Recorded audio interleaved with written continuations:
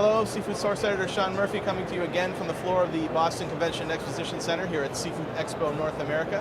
And I'm here with Carl Wilson, who is a biologist with the Maine Department of Marine Resources. We just got finished delivering our first master class of the show, talking about the American lobster, some interesting facts and information there about the lobster and the breeding ground and such. It continues to be kind of a perennial favorite, doesn't it, among the industry overall?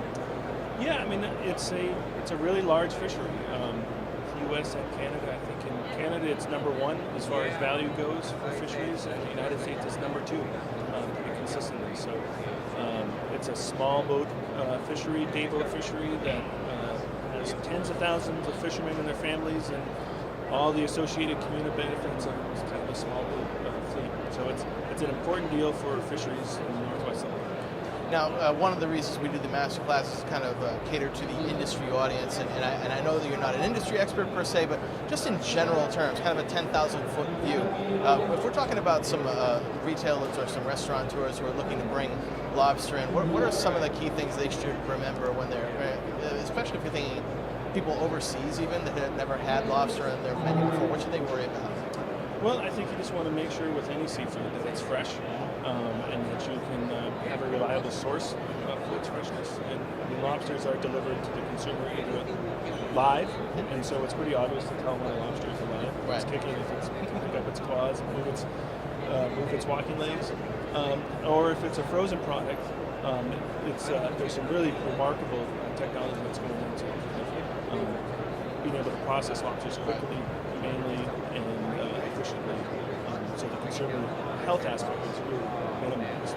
How realistic is the frozen lobster? Is there going to be that much of a different experience from getting it fresh? I think the idea is that it's the same. Okay. And that's the concept. And is that a fairly new technology, shipping frozen lobster? I tend to think of them being traditionally more shipped live or don't ship them at all.